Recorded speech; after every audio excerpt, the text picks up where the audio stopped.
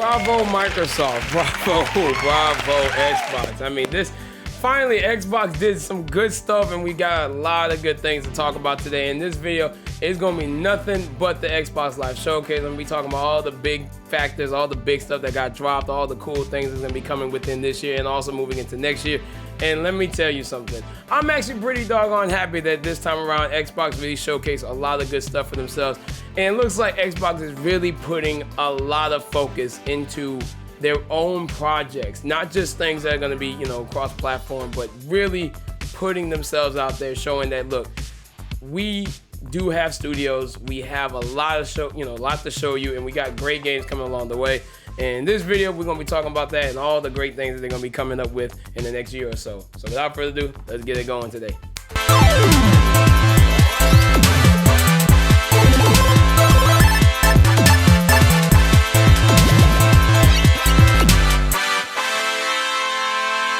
Now, jumping into Xbox's first order of business that they decided to show off in this showcase was the fact that Fable is making its triumphant return. Of course, we've been getting news that Fable was going to be coming back, and we finally got the first teaser trailer for it.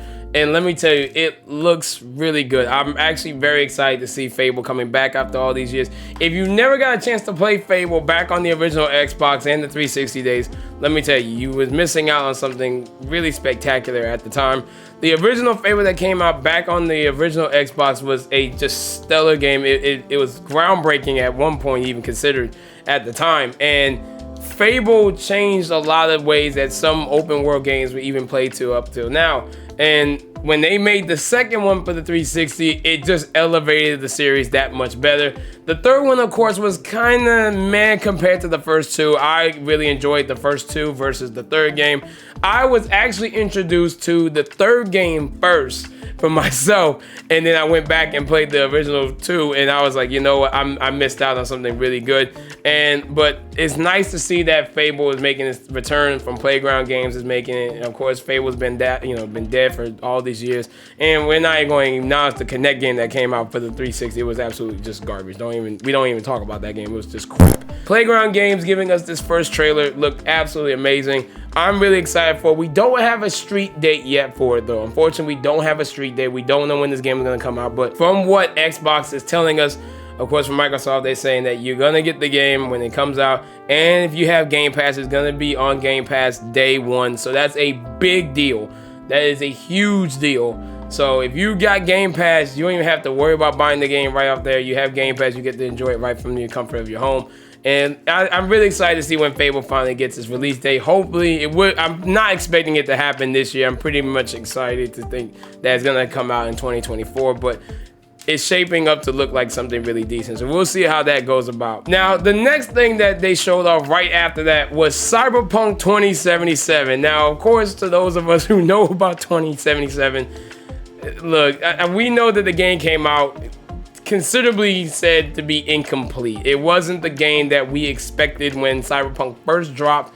Of course, it had high expectations. It was CD Projekt Red's, biggest ambiguous project. And when we got it, it wasn't what we expected it to be. Even with Keanu Reeves as Johnny Silverhand, it was not a terrible game, but it wasn't what the expectations were. And now we're getting CD Projekt Red's biggest story expansion towards it, called Phantom Liberty. And we got a release date this year for the September 26th release date. I'm really excited about it. You saw Johnny Silverhand, otherwise known as Keanu Reeves. Of course, we know Keanu Reeves.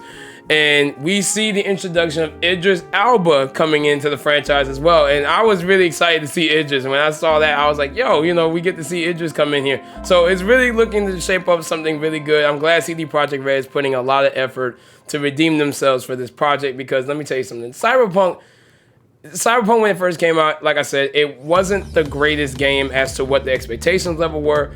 But then, of course, they've been putting out constant updates and then giving us, they even gave us a new anime off of Netflix. If you haven't seen the anime, please check out the anime. It is great. It is a fantastic anime.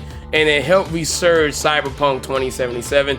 And the game has been really good from that point on with all the updates. And now getting the story expansion will make the game that much better, I think. And also give some life back into the franchise, because it is a really decent game now that they've been giving us all this new stuff into it. So We'll see how Night City looks once we get everything moving into the new story expansion. Remember, on September 26th, you get to play the Phantom Liberty story expansion.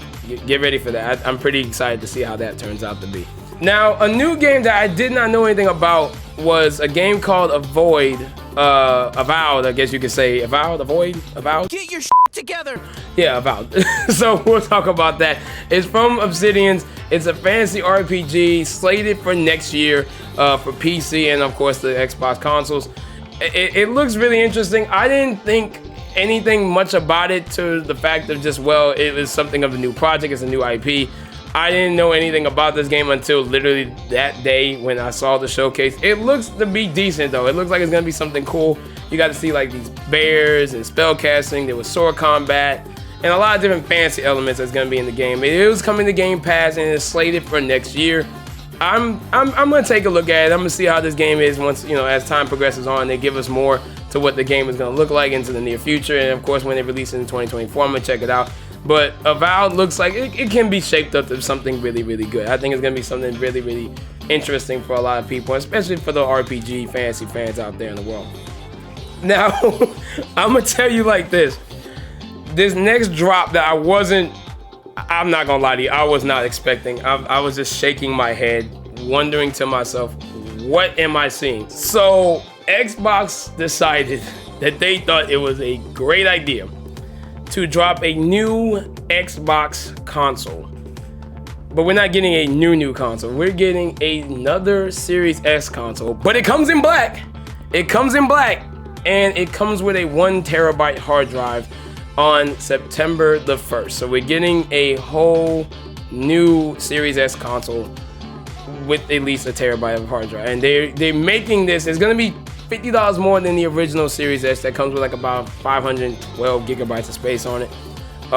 This is to combat the issues of the Series S model that we currently have right now with the limited storage space of it.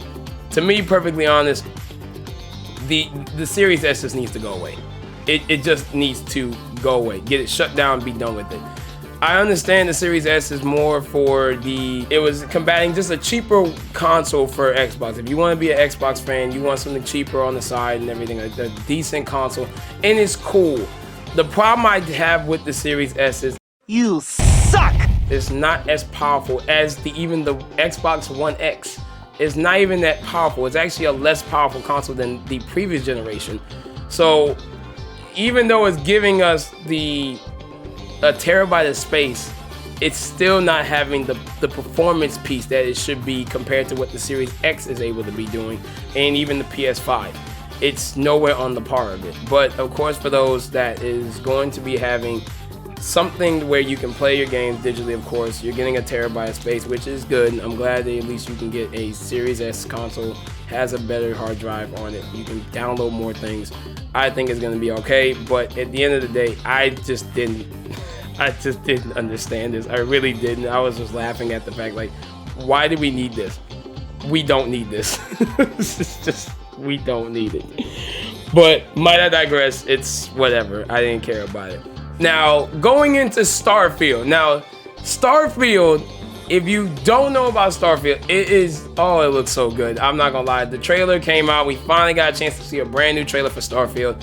And Starfield looked like it's just gonna be absolutely great. Of course, it's coming out later this year. And Starfield is shaping up to be something spectacular. And we got big drops for Starfield. We actually got a chance to see not only the trailer and everything that's going to be inside the game, of course, the planets, the different ships, the wildlife and everything, but also we got a chance to see the different versions of the game that's going to be coming out. You got the standard edition game that's going to be coming out, of course. You get the standard edition, of course, there's going to be pre-order bonuses. There's a deluxe edition that's going to be dropping, and there's going to be called the Constellation edition, which is the special edition, which is like $300. And let me tell you something, it looks really good, but what disappointed me for this collector's edition, which seems to be a trend right now, because last week we also saw the Marvel Spider-Man 2 get a drop, and the collector's edition that's coming out doesn't come with the physical copy of the game. It's giving us a digital version of the game. And I don't understand the mentality. I don't understand the business aspect of why these collector's editions are not getting the physical boxes. Like, you're giving us the steel book and all the goodies, but you're giving us the digital version of the game. And I understand that we're moving into a digital age. I get it. We're moving into a digital space and time of just, hey, everything's going to be digital. Everything's going to be downloads and stuff like that. But me being a physical collector, and there's many others that are physical collectors, we don't want to buy a collector's edition worth $300 and we don't get the game physically. It kind of just defeats the purpose of the steelbook even. So it's kind of just really stupid to me. The collector's edition does look amazing. It did just drop it, which should be available as of today. I know Amazon should be getting it. I know fairly soon Best Buy's gonna have it. GameStop, I believe, is actually sold out as of right now when this video got recorded. Unfortunately, I missed it on GameStop, so I'm gonna have to get it off of Best Buy, hopefully. But it looks amazing. But Starfield looks like it's gonna shape up to be something amazing when it finally drops later on. And I'm really excited to see how that game is gonna play out. And I hope it meets the expectations of what everybody's been waiting for, because we've been waiting for this game a hot minute. I mean, a hot minute. So we'll see how that goes by. Now, if you're a Star Wars fan, Ubisoft came out with another banger of a Star Wars game called Star Wars Outlaws. Judging by the trailer, you got to see the Arachnor, you got to see some stormtroopers. It's a Star Wars game. What did you expect? It's a Star Wars game, and it's slated for a 2024 release. I'm really gonna. It looks like it's gonna be just. It's a Star Wars game, and it's open world, so that makes it even 10 times better. It's a Star Wars game that's gonna be open world. It looks like it's gonna be great, and I think that, if you're a Star Wars fan, be excited for this one. It looks like it's gonna be something to shape up really good, especially for the Star Wars fans that are out there. And I was surprised to see that another Star Wars game was even announced to begin with, or even there was gonna be another Star Wars game coming out, because we just got Jedi Outcast not too long ago. We just got it earlier this year, so seeing another Star Wars game coming out, I'm pretty excited to see what comes around. Also, we're getting Forza Motorsport. Forza Motorsport is actually considered the reboot of the series. Of course, we got 2017's Forza Motorsport 7 that came out. Forza Motorsport, the reboot. Of course, we got official release trailer and everything. It comes out on October 10th of this year. And I'm not a huge Forza Motorsport fan. I'm not too into the Forza series. I mean, some of the Forza games are actually pretty fun if you ever get a chance to play those. Like Forza Horizon 4 is a great racing game. I thought it was absolutely great. But Forza Motorsport is going to be coming up for all you racing fans that are out there. It looks like it's going to be really good, and it's considered to be the reboot of the series. We got the chance to see that. We also got the chance to see another game called from Inxel Studios called Clockwork Revolution. That was a very interesting title. We don't have a full-blown release date yet for this one. It is going to come out on Game Pass on day one. It's a very interesting style-looking game. It has this steampunk look to it. It's a first-person shooter, so for all those different, all your first-person shooter fans out there, hey, this looks like it's gonna be fun. But it actually even hints at time manipulation mechanics that are gonna be into the game as well, which will add some depth and characteristics to the game. It looks like it's gonna be a lot of fun. There's a brand new trailer of a game that I didn't know even existed until the showcase. But it looks like it's going to be something fun, I think, for a lot of people when we get, more information as time goes by. Then, of course, some of the big stuff that I was really excited for, and some of the projects that actually got dropped because of Atlus's apparent leaks that happened. So we got a chance to see a new game called Metaphor Ren Fantasio, which is a very interesting title, and it's from the makers of Persona 3, 4, and 5. It looks like it's going to be good. It's coming out next year as well.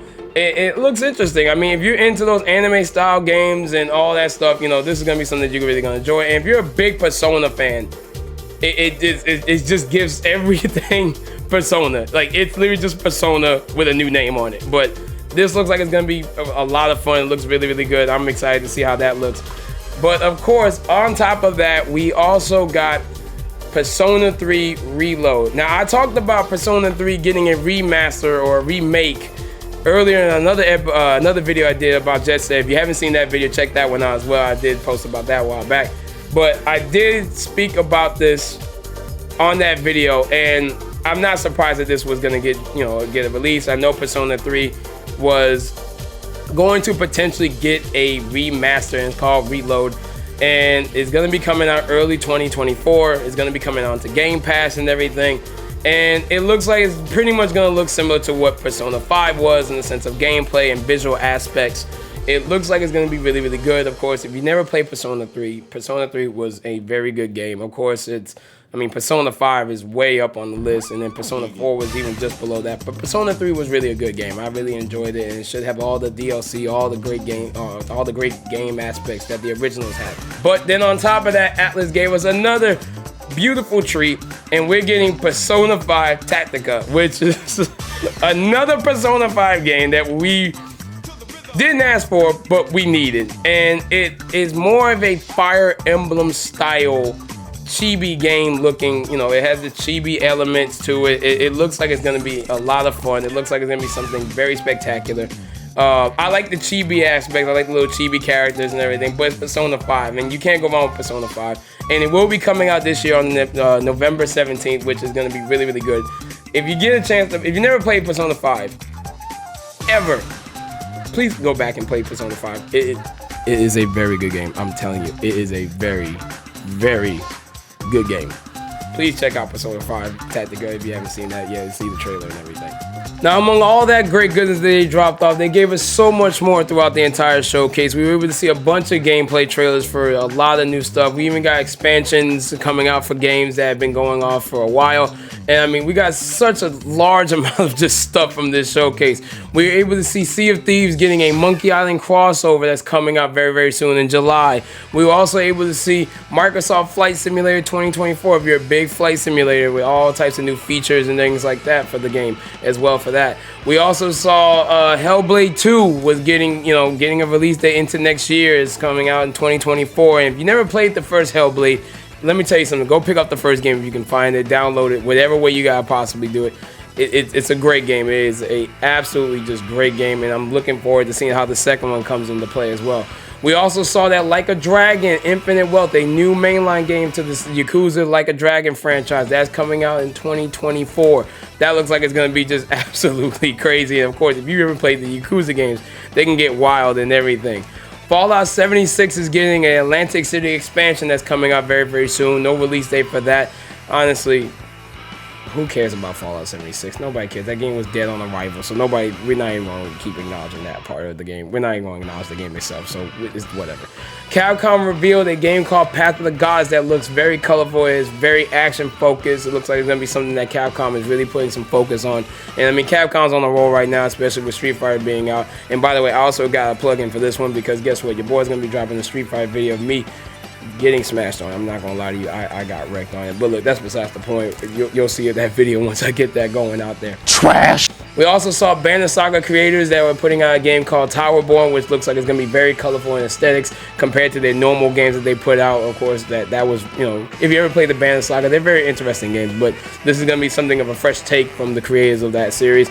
You also saw a game called Still Wakes the Deep, which is a very interesting title. It has some very dark elements to it. That looks like it's gonna be coming out into next year as well, early in 2024. And we also got to see a couple other new games coming out, such as Dungeons of Hinterberg. That's coming out into next year.